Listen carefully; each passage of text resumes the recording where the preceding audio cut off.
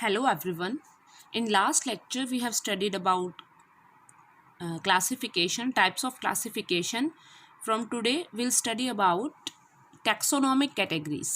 तो कल बच्चों हमने टैक्सोनॉमी के बारे में जाना, टैक्सोनॉमी क्या होती है, क्लासिफिकेशन के क्या क्या टाइप्स हैं. आज हम पढ़ेंगे टैक्सोनॉमिक कैटेगरीज. देखो, जब किसी भी पर्टिकुलर ऑर्गेनिज्म का आइडेंटिफिकेशन, करेक्टराइजेशन, उसका क्लासिफिकेशन किया गया तो उसको कुछ पर्टिकुलर कैटेगरीज में रखा गया. वही सिस्टमिक जो अरेंजमेंट है, सिस्टमेटिक जो अरेंजमेंट है पर्टिकुलर इंडिविजुअल्स का, वो क्या कहलाती हैं? कैटेगरीज कहलाती हैं. और इनको अगर मैं ओवरऑल उस जिस ऑर्गेनिज्म को हम डिवाइड कर रहे हैं, अगर मैं ओवरऑल उसके बारे में बात करूं, उसके क्लासिफिकेशन के बारे में, तो वो क्या कहलाती है? Taxonomic arrangement. और उसकी पर्टिकुलर उसकी कैटेगरी को हम क्या कह देते हैं? Taxonomic category. ठीक है. और जिस सिस्टमैटिक वे से हम उसको डिवाइड कर रहे हैं, जो सिस्टम हम डिवाइड कर रहे हैं, जो यूज़ कर रहे हैं, उसको डिवाइड करने के लिए एक पर्टिकुलर ऑर्डर यूज़ कर रहे हैं, सीक्वेंस यूज़ कर रहे हैं, वो कहलाती है टैक्सोनॉमिक हायरार्की. ठीक है. फॉर एग्जांपल, वहाँ हर जो कैटेगरी है, हर टैक्सोनॉमिक कैटेगरी जो है वो एक यूनिट कहलाती है क्लासिफिकेशन की. दैट मीन्स उस बेसिस पे ही हम इंडिविजुअल्स को अलग अलग कैटेगरीज में डिवाइड करते हैं. तो जैसे कि आपको पता है कि हर एक इंडिविजुअल की अगर मैं बात करती हूँ, कोई पर्टिकुलर ऑर्गेनिज्म है, हम उसको डिवाइड कर रहे हैं, तो हम उसको एक पर्टिकुलर कैटेगरी में डिवाइड कर देते हैं. फॉर एग्जाम्पल, उसको हम एक अलग से किंगडम में डिवाइड करते हैं. फिर उस किंगडम के फर्दर सब स्टेजेस हैं उसकी. फाइलम से आगे वो क्लास में, then order, then family, then family के बाद क्या आ जाता है हमारा? जीनस, और उसके बाद स्पीसीज. तो स्टार्टिंग फ्रॉम किंगडम, अगर हम बड़े से लेके छोटे की तरफ जा रहे हैं तो वो एक डिसेंडिंग ऑर्डर में अरेंजमेंट हो गया. और अगर छोटे से लेके बड़े की तरफ आ रहे हैं तो वो एक असेंडिंग ऑर्डर में अरेंजमेंट हो जाता है. ठीक है. तो याद करने के लिए नॉर्मल हम क्या समझते हैं? KPC of GS. मैंने एक कोड बनाया हुआ है केपीसी ऑफ जीएस, जिसमें आपका जाता है कि एक जो पर्टिकुलर, ये क्या है? हायरार्की सिस्टम है, टैक्सोनॉमिक हायरार्की है, कि हम स्टार्ट कर रहे हैं बड़े से और छोटे की तरफ जाते जा रहे हैं. अगर मैं बात कर रही हूँ, ये तो हो गया हमारा क्या? Descending order. अगर छोटे से बड़े की तरफ जा रहे हैं, छोटी यूनिट से बड़ी यूनिट की तरफ जा रहे हैं, तो वो किस तरह हम अरेंज कर रहे हैं उसको? असेंडिंग ऑर्डर में. तो ये कहलाता है टैक्सोनॉमिक हायरार्की. और अगर मैं एक सिंगल उसकी ले लेती हूँ, जैसे किंगडम ले लिया मैंने, तो ये एक सिंगल यूनिट हो गई क्लासिफिकेशन की, तो ये क्या कहलाती है? हमारी टैक्सोनॉमिक कैटेगरी. ठीक है. तो शुरू करते हैं सबसे छोटी यूनिट से क्लासिफिकेशन की, दैट इज स्पीसीज. स्पीसीज में जनरली बच्चों वो इंडिविजुअल्स आते हैं जिनमें बहुत सारी सिमिलैरिटीज़ होंगी. उनके जो करेक्टर्स होते हैं वो बहुत ज़्यादा कॉमन होते हैं एक दूसरे से. लेकिन जो दूसरी स्पीसीज है उनसे क्या होते हैं? वो डिस्टिंक्ट होते हैं, अलग होते हैं. ठीक है. तो स्पीसीज के अंदर जैसे ह्यूमन बींग्स की बात करते हैं, होमोसेपियंस है, तो सेपियंस क्या हो गई? उसकी स्पीसीज हो गई. उस सेपियंस में मोस्टली वही इंडिविजुअल्स आ रहे हैं जिनमें बहुत सारी सिमिलैरिटीज़ है. ठीक है. तो वो क्या है? आपस में बहुत ज़्यादा क्लोजली रिलेटेड है. समझ में आ रही है? और दूसरे जो इंडिविजुअल्स हैं उनमें कुछ ऐसे मॉर्फोलॉजिकल फीचर्स हैं जिनसे हम उनको क्या कर रहे हैं? डिस्टिंग्विश कर पा रहे हैं. ठीक है. तो स्पीसीज में वो ग्रुप इंडिविजुअल का जो सबसे ज़्यादा सिमिलर होगा, जिसमें सबसे ज़्यादा सिमिलैरिटीज़ होगी, वो एक स्पीसीज में रखे जाते हैं. ठीक है. तो ये जो स्पीसीज है बच्चों, ये स्मॉलेस्ट कैटेगरी है क्लासिफिकेशन की. तो हम कह सकते हैं कि it is a smallest taxonomic category. ठीक है. तो बेसिक यूनिट, जो बेसिक स्टार्टिंग होती है जो क्लासिफिकेशन की, वो कहाँ से शुरू होती है? स्पीसीज से. उसके बाद आता है जीनस. देखिए, genus consist of species. 2 different species है. ठीक है. लेकिन उनमें कुछ कंपैरिजन, कुछ जो करेक्टर्स हैं वो सिमिलर है as compare to other species. तो वो किस में रखी जाएंगी? जीनस में. तो मैं कह सकती हूँ कि सबसे ज़्यादा सिमिलर फीचर्स किस में होंगे? स्पीसीज में. लेकिन जैसे जैसे हम क्लासिफिकेशन में आगे बढ़ते जाएंगे, जैसे जैसे हम असेंडिंग ऑर्डर में बढ़ रहे हैं टैक्सोनॉमिक क्लासिफिकेशन की तरफ, तो जो हमारी सिमिलैरिटीज़ है वो कम होती चली जाएंगी. ठीक है. सपोज कि जैसे स्पीसीज की बात कर रही हूँ मैं, तो स्पीसीज में जितने ज़्यादा इंडिविजुअल होंगे वो सारे के सारे क्या होंगे? एक दूसरे से ज़्यादा सिमिलैरिटी शो कर रहे होंगे. लेकिन वहीं अगर मैं बात करती हूँ जीनस की, जिसमें 2 डिफरेंट स्पीसीज आ गई, तो उनके बीच में इतने कैरेक्टर सिमिलर नहीं होंगे ना, जितने कि स्पीसीज के अंदर उन इंडिविजुअल्स में सिमिलैरिटीज़ हैं. ठीक है। तो जीनस में क्या आ जाता है, दो डिफरेंट स्पीसीज जिनके कुछ सिमिलर करेक्टर्स हैं, जिनके बेसिस पे हम उनको एक जीनस में रख रहे हैं। फॉर एग्जांपल, अगर हम एग्जांपल के तौर पे देखें तो जो पोटैटो और ब्रिंजल हैं, ये दोनों क्या हैं, अलग अलग स्पीसीज है, लेकिन इनका जीनस क्या है, सेम है, सोलानम। ठीक है, सोलेनम में ही आ जाती है पोटैटो भी और ब्रिंजल भी। इनकी स्पीसीज तो अलग अलग है, ठीक है, लेकिन इनकी अगर मैं बात करूं जीनस की, देन इट इज वन, एक ही जीनस है दोनों का। ठीक है, तो इसी तरह से लॉयन हो गया, टाइगर हो गया, लेपर्ड है आपका, they all belong to same genus, that is panthera. Panthera से ही बिलोंग करते हैं, लेकिन इनकी जो स्पीसीज है वो अलग अलग है। जैसे लॉयन की बात करें तो लियो, टाइग्रिस की बात करें टाइगर आ जाता है, लेपर्ड को हम पार्डस कहते हैं। तो ये सारी क्या हो गई, ये क्या है, लियो, टाइग्रिस और इसकी पार्डस, ये क्या है, इसकी स्पीसीज है जो अलग अलग है, लेकिन जीनस क्या है, तीनों का सिमिलर है, पैंथेरा, क्योंकि इनमें कुछ ना कुछ क्या है, सिमिलैरिटीज है। समझ में आ रही बात? ठीक है, तो इसीलिए हम इसको क्या कह रहे हैं। और अगर एक लॉयन है, दूसरा भी लॉयन है, तो वो एक ही स्पीसीज के इंडिविजुअल हैं। पैंथेरा लियो और लियो, उसकी भी स्पीसीज क्या हो गई, लियो हो गई, दूसरे लॉयन की भी स्पीसीज क्या हो गई, लियो हो गई। तो स्पीसीज तो क्या हो गई, सेम, तो वो इस कैटेगरी में आ जाएंगे। और जब हम जीनस की बात कर रहे हैं तो लॉयन और टाइगर दोनों के जीनस सेम है, लेकिन स्पीसीज क्या है, अलग अलग है, तो ये किस में आ जाता है, जीनस में। फिर हम बात करते हैं फैमिली की, तो ग्रुप ऑफ जीनस, ऐसी रिलेटेड जेनेरा जो आपस में सिमिलैरिटी शो कर रहे हैं, उनको वो मिला के क्या कहलाते हैं, एक फैमिली बनाते हैं। ठीक है, दैट मीन्स जो रिलेटेड जेनेरा है, जिनमें कुछ सिमिलैरिटीज है, उनको हम क्या रख देते हैं, फैमिली में रख देते हैं। ठीक है, तो मेनली जो फैमिली है उसका जो करेक्टराइजेशन किया जाता है, क्लासिफिकेशन किया जाता है, मेनली हम उसमें कौन से करेक्टर्स देखते हैं कि भाई दो जेनेरा है, वो दोनों एक ही फैमिली से बिलोंग कर रहे हैं, तो उनमें क्या करेक्टर्स देखते हैं हम, mainly on the basis of the reproductive, sexual और फ्लोरल करेक्टर्स। ठीक है, कि भाई उनमें क्या सेक्सुअल रिप्रोडक्टिव सिमिलैरिटीज़ है, उनके जो फ्लोरल फ्लावर के जो करेक्टर्स हैं वो किस तरह से सिमिलर हैं, उसके बेसिस पे उनको क्या करते हैं, एक फैमिली में रख देते हैं। फॉर एग्जाम्पल, अलग अलग जेनरा, जैसे सोलेनम है, पिट्यूनिया है, दतूरा है, ये तीनों के तीनों है तो अलग जेनेरा से, लेकिन सभी किस फैमिली के मेंबर है, सोलेनेसी के। इसी तरह से लॉयन, टाइगर, लेपर्ड, कैट, इन सब की फैमिली क्या है, एक ही है, फेलिडा। वैसे ये क्या है, अलग अलग जेनेरा से बिलोंग कर रहे हैं। ठीक है, इधर तो जैसे लॉयन हो गया, टाइगर हो गया, हमारा लेपर्ड है, ये तो क्या है, एक ही जेनेरा के हैं, लेकिन कैट क्या है, अलग जेनेरा का है, लेकिन फिर भी इन दोनों को हमने क्या इन सबको एक किस में रख दिया, फेलिडी फैमिली में। ठीक है, तो जैसे जैसे हम मूव करते जाते हैं बच्चों, जैसे जैसे आप स्पीसीज से किंगडम की तरफ मूव करते जाएंगे, तो जो सिमिलैरिटीज है वो क्या हो जाएगी, कम हो जाएगी। ठीक है, ऑर्डर इसी तरह से, जब फैमिली के बाद क्या आता है, ऑर्डर। इस तरह की फैमिलीज जिनमें कुछ सिमिलर फीचर्स होते हैं, करेक्टर सिमिलर होते हैं, उनको हम क्या कर देते हैं, एक ऑर्डर में रख देते हैं। ठीक है, तो ये सब क्या पढ़ रहे हैं हम, टैक्सोनॉमिक कैटेगरीज, किस तरह से जो इंडिविजुअल है उसको क्लासीफाई किया जाता है। नेक्स्ट आता है आपका animal family, canidae and felidae are included in order carnivora. अगर ऑर्डर की बात कर रहे थे हम, तो ये दोनों ही कैसे हैं बच्चों, फ्लैश ईटिंग है, तो इसीलिए इन दोनों फैमिलीज को, अलग अलग फैमिलीज है लेकिन इनको रखा किसमें, एक ऑर्डर में, दैट इज कार्निवोरा। ठीक है, क्लास की अगर हम बात करते हैं, क्लासेस में आ जाती है आपकी, अभी जैसे हमने ऑर्डर में देखा था कि फैमिली इंक्लूड कर रहा था, इसी तरह क्लासेस में क्या आ जाएंगे, ऐसे ऑर्गेनिजम्स जिनमें कुछ सिमिलैरिटीज होंगी, लेकिन एज कंपेयर टू ऑर्डर्स उनमें सिमिलैरिटीज कम होती है। तो ऑर्डर्स के वो ग्रुप जो सिमिलैरिटी शो कर रहे हैं, वो एक किस में आ जाते हैं, क्लास में। ठीक है, उसके बाद आता है डिवीज़न, डिवीज़न कह दो या फाइलम कह दो। ठीक है, फाइलम एंड डिवीज़न दो टर्म यूज करते हैं। Phylum is mainly used for, phylum word use किया जाता है किसके लिए, किसके लिए यूज करते हैं हम, एनिमल्स के लिए, और जो डिवीज़न है that is used for plants. तो ऐसे ऑर्गेनिज्म जो सिमिलैरिटी शो कर रहे हैं, ऐसी क्लासेस जो आपस में सिमिलर होगी वो एक डिवीज़न में रखी जाएगी, फिर दूसरी क्लासेस जो आपस में सिमिलर होगी वो दूसरे डिवीज़न में। नेक्स्ट आता है हमारा किंगडम। किंगडम की बात करें तो it is the largest taxonomic category, जो सबसे बड़ी टैक्सोनॉमिक कैटेगरी है वो क्या है, हमारी किंगडम है। दैट मीन्स इसमें सबसे कम सिमिलैरिटीज होगी इंडिविजुअल के बीच में। ठीक है, तो बहुत कम जो सिमिलर फीचर्स दिखाई दे रहे हैं उनके बेसिस पे हम एक सेम किंगडम में उनको रख देते हैं। फॉर एग्जांपल, अगर मैं प्लांट्स की बात करती हूँ, प्लांट्स में अगर मैं बात कर रही हूँ एंजियोस्पर्म, जिम्नोस्पर्म की, तो उनको वो है तो क्या, अलग अलग, एक फ्लावरिंग प्लांट से एक नॉन फ्लावरिंग प्लांट है, लेकिन उनको हम रखते क्या है, किस में रख रहे हैं, एक ही किंगडम प्लांटी में उनको रख देते हैं, क्योंकि उनमें क्या सिमिलैरिटीज है कि उनमें रूट, स्टेम, लीव्स तीन सभी में प्रेजेंट है। ठीक है, समझ में आ रही है बात। चलिए, ये हमने पढ़ा 7 मेन टैक्सोनॉमिक कैटेगरीज कौन कौन सी हमारी, starting from biggest group that is kingdom, फिर उसके बाद डिवीजन, मैंने बताया आपको डिवीजन फाइलम दोनों यूज कर सकते हैं, then class, order, family, genus, species.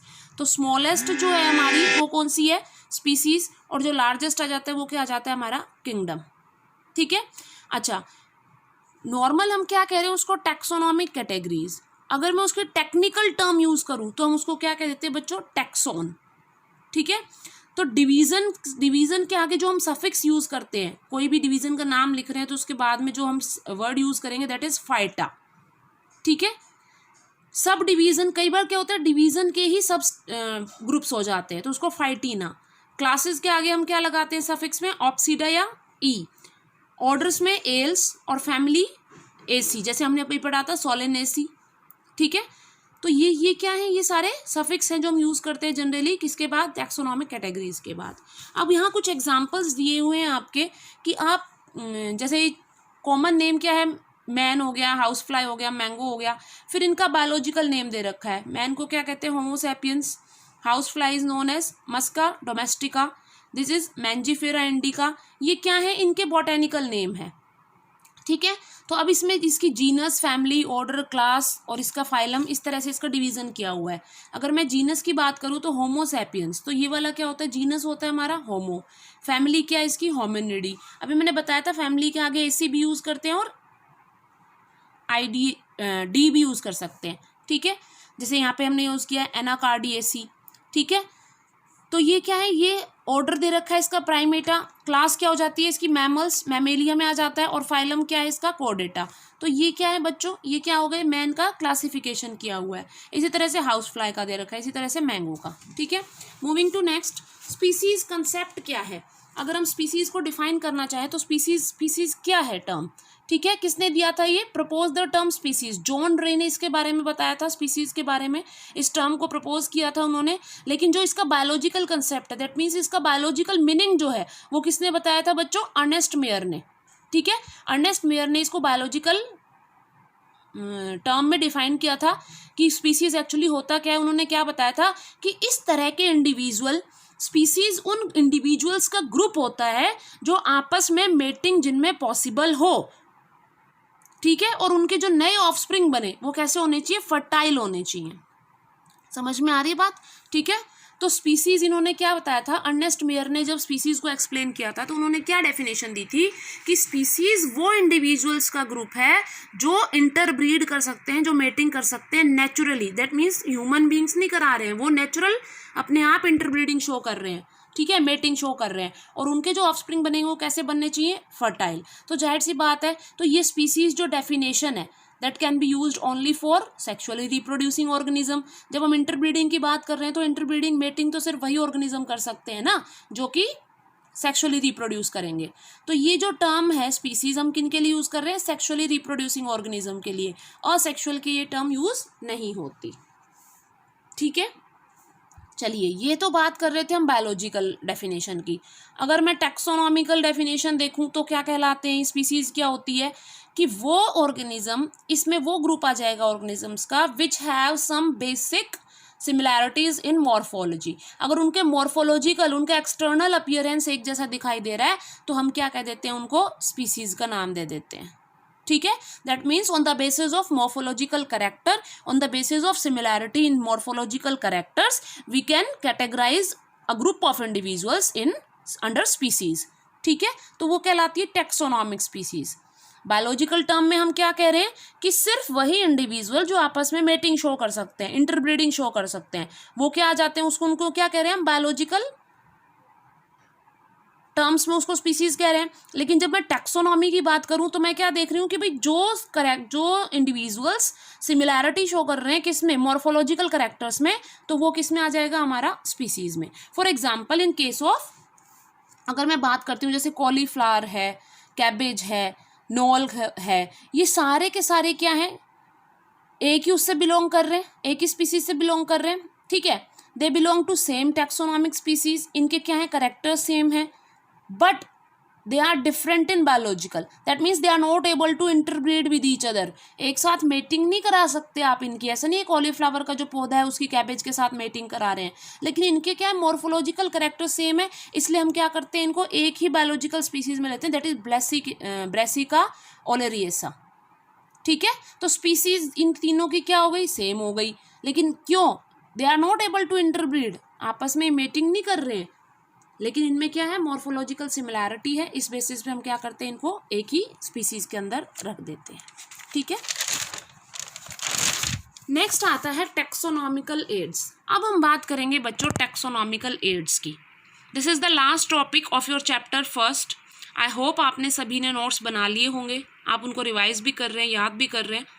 तो बच्चों ध्यान रखिए, जो जो लेक्चर्स आपको भेजे जा रहे हैं साथ के साथ उनके नोट्स बनाइए, रिवाइज कीजिए उनको, क्योंकि इस चैप्टर ख़त्म होने के बाद मैं आपका टेस्ट लूँगी छोटा सा, जो कि ऑनलाइन ही होगा। चलिए, टैक्सोनॉमिकल एड्स, इसका क्या मतलब है? देखिए, टैक्सोनॉमी में हमने पढ़ा कि क्लासिफिकेशन, किस तरह से एक पर्टिकुलर ऑर्गेनिज्म को आप डिफरेंट कैटेगरीज में रखते हो on the basis of its similarities and dissimilarities with in regard to another organism. दूसरे ऑर्गेनिज्म के साथ कंपैरिजन करने पे उसमें क्या सिमिलैरिटी शो कर रहा है, वो क्या डिससिमिलैरिटी शो कर रहा है, उसके बेसिस पे हम क्या करते हैं कैटेगरी वाइज सबको डिवाइड कर देते हैं। तो अब आता है टैक्सोनॉमिकल एड्स। एड्स का मतलब होता है बच्चों एसेसरीज, ठीक है, टूल्स।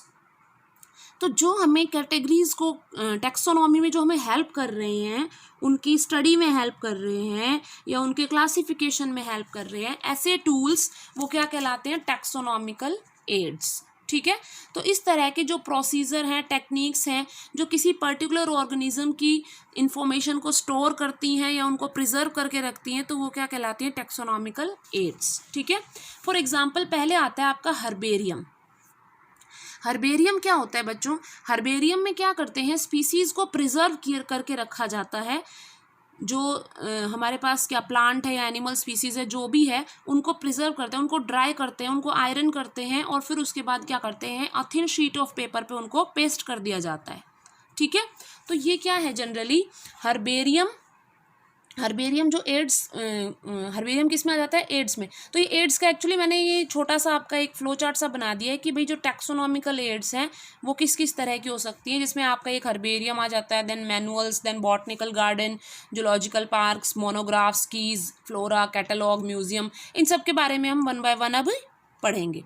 ठीक है, तो पहला आता है हर्बेरियम। अभी मैंने बताया आपको कि क्या किया जाता है कि जो स्पेसिमेंस होते हैं, जैसे प्लांट है हमारे पास कोई, या हमारे पास छोटा सा इंसेक्ट है, तो इस तरह के जो स्पेसिमेंस होते हैं उनको क्या करते हैं, कलेक्ट करने के बाद, स्टोर करने के बाद उनको ड्राई किया जाता है, फिर उनको आयरन किया जाता है, प्रेस किया जाता है, और फिर उसको हम क्या करते हैं, जो शीट्स होते हैं, पेपर ऑफ शीट्स होती हैं, उन पे क्या कर देते हैं, उनको पेस्ट कर देते हैं।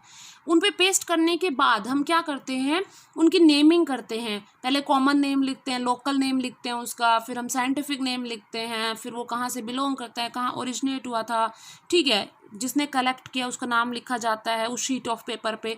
तो इस तरह की जो शीट्स होती हैं वो हर्बेरियम शीट्स कहलाती हैं। एक्चुअली उसका सिग्निफिकेंस क्या है कि सपोज कीजिए हमें किसी पर्टिकुलर स्पीसीज़ के बारे में स्टडी करना है, किसी पर्टिकुलर ऑर्गेनिज्म के बारे में इंफॉर्मेशन कलेक्ट करनी है, तो उसके थ्रू जो प्रिजर्व स्पीसीज़ हैं अगर हम उनकी स्टडी कर सकते हैं तो हमें उससे उसकी नॉलेज, उसके बारे में हमें पता चल जाता है।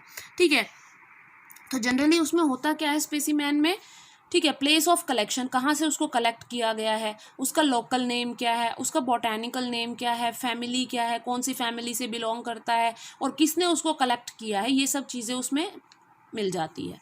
ठीक है, ताकि इन फ्यूचर अगर हमें उसके बारे में कोई इन्फॉर्मेशन चाहिए तो हम इजीली उस हर्बेरियम शीट से वो इन्फॉर्मेशन कलेक्ट कर सकते हैं।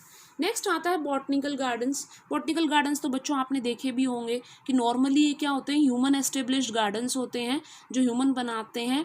उसके अंदर क्या करते हैं, पर्टिकुलर प्लांट्स को कलेक्ट करके, उनके सीड्स को कलेक्ट करके उनको ग्रो कराया जाता है।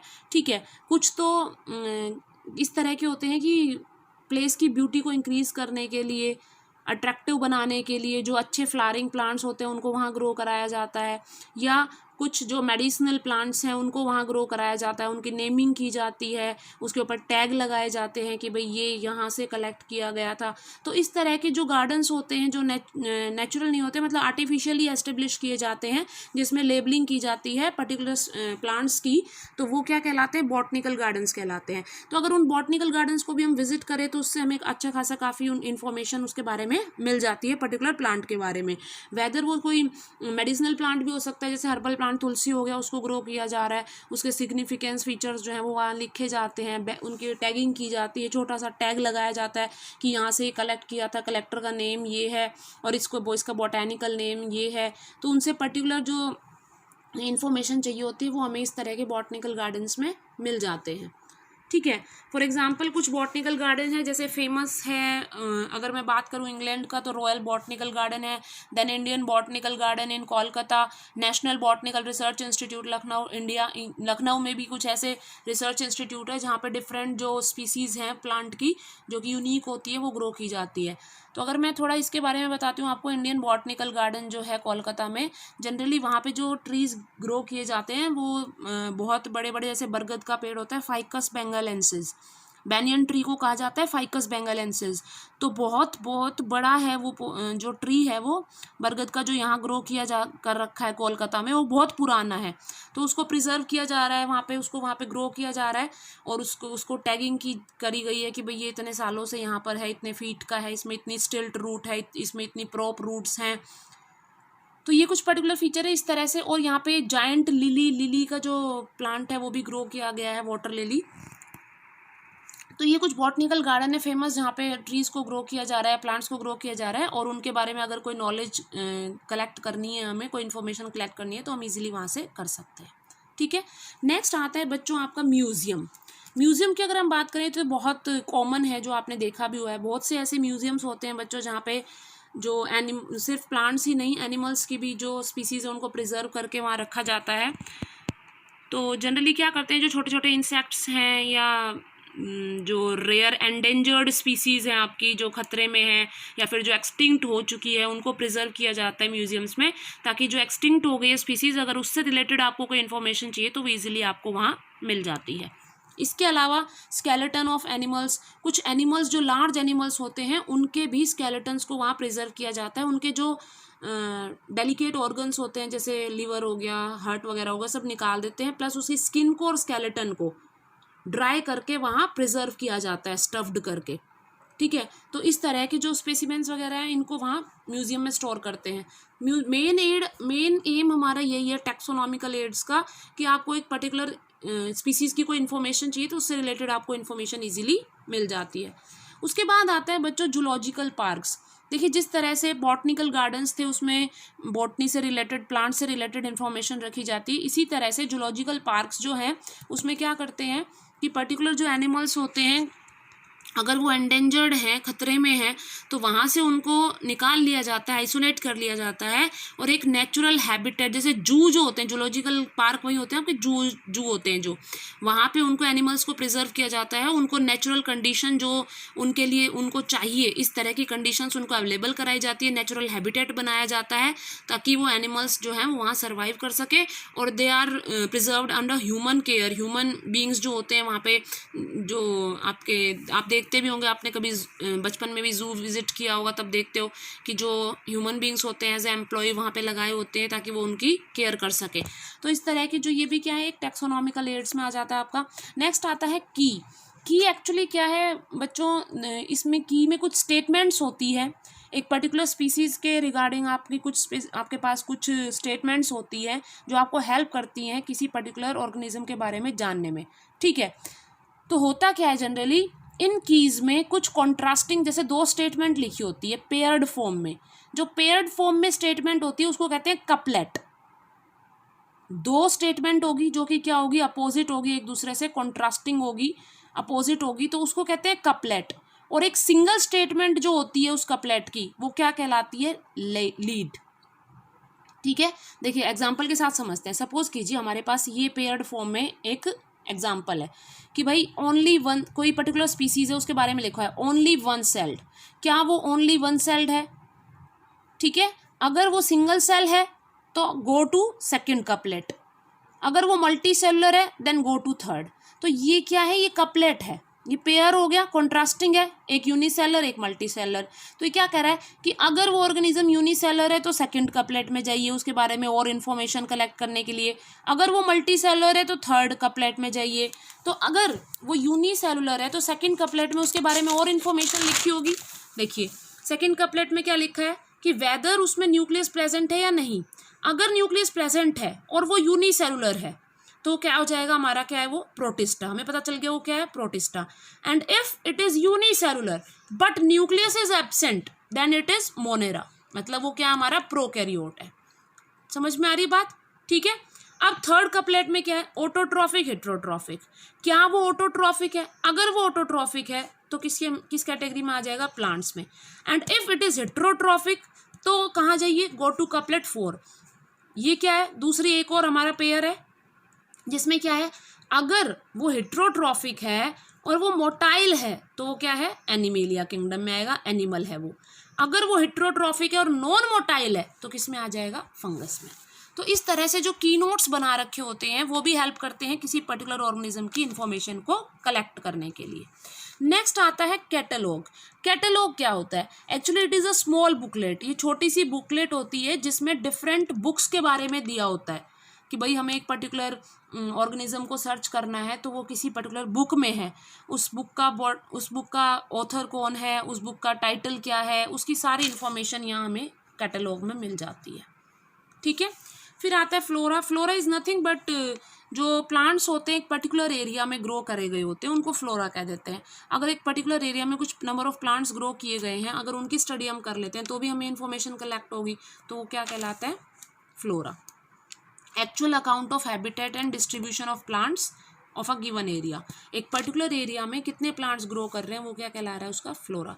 फिर आता है मैनुअल। मैनुअल का क्या मतलब है, देखिए मैनुअल होती है ना, जैसे अगर हम जैसे एक्सपेरिमेंट करना है कोई हमें, तो हमारे पास लैब मैनुअल होती है, उस एक्सपेरिमेंट की सारी जो डिटेल है वो हमें उस लैब मैनुअल में मिल जाती है। तो इसी तरह से एक पर्टिकुलर स्पीसीज़ की अगर मुझे इन्फॉर्मेशन चाहिए तो उसके बारे में जो इन्फॉर्मेशन मिलेगी मुझे कहाँ मिलेगी, मैनुअल में, ठीक है। और मोनोग्राफ मतलब देखिए मैनुअल में तो क्या आ जाएगी कि पर्टिकुलर एरिया में कितनी कौन कौन सी स्पीसीज ग्रो कर रही है, और मोनोग्राफ का मतलब है एक पर्टिकुलर टेक्सोन के बारे में मैं जानना चाहती हूँ। तो टेक्सोन मतलब हमने पढ़ा था, टेक्सोन के जैसे हमने पढ़ा था कि भाई स्पीसीज है, स्पीसीज क्या हो गया, एक सिंगल टेक्सोन हो गया, उसमें एक पर्टिकुलर ऑर्गेनिज्म, जैसे ह्यूमन बींग्स की बात करते हैं तो होमो सैपियंस है,